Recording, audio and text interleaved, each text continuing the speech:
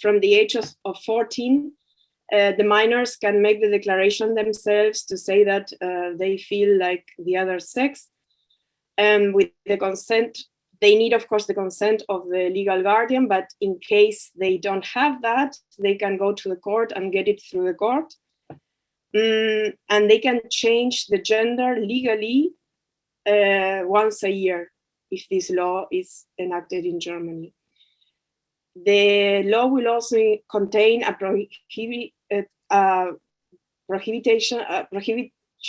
prohibition on disclosure subject to a fine. So it means that if we don't say that a man is a woman, then we get a penalty, basically. So, and we basically based our protest and the location of the protest on what happened before the elections last year, where Olaf Scholz, which is the current German chancellor, went on television to promise this transactivist that if he gets into power, so his party gets into power, that they are going to pass the gender ID law. This happened on television, and this is the transactivist that attacked RadFem Berlin last year for weeks. They really wanted to take all of our accounts down. They didn't want to let us say what we had to say. He attacked me personally also. He searched for photos of me online, very old photos of me. And he started saying how ugly I was. He started attacking also on my nationality. And he claimed that Latinas are just a big ass. So he had very xenophobe comments about me.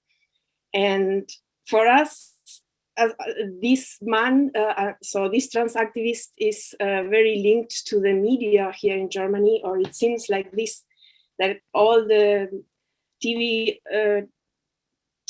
online Instagram accounts were defending him. So he seems to be someone kind of connected to this, to the media.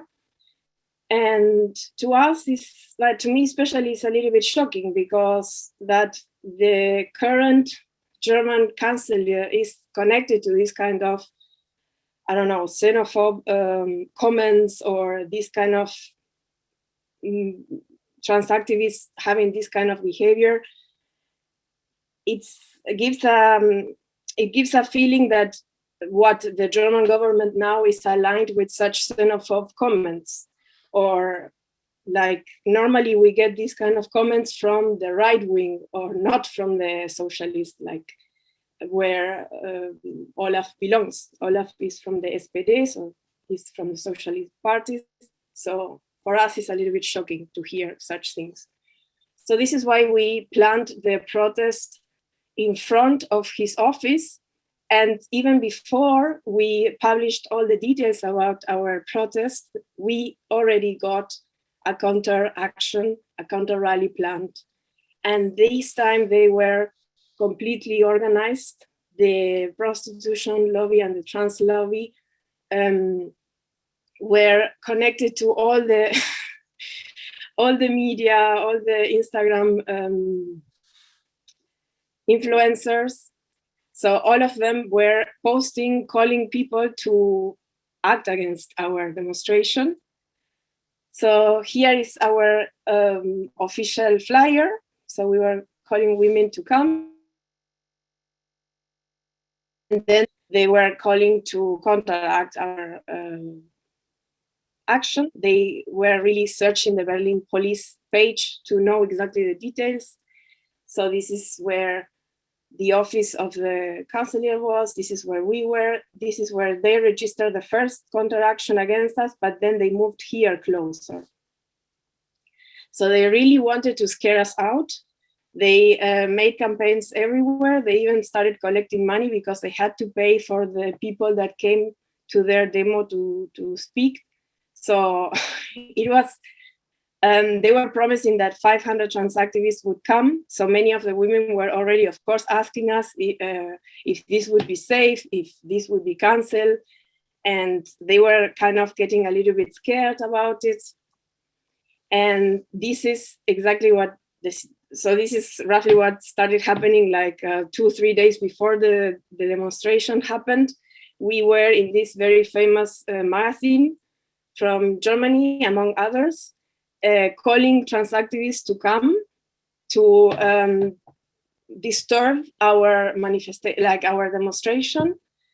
Behind this, it was the transactivist movement, but also like the prostitution lobby of Germany. This is the second time they act against us.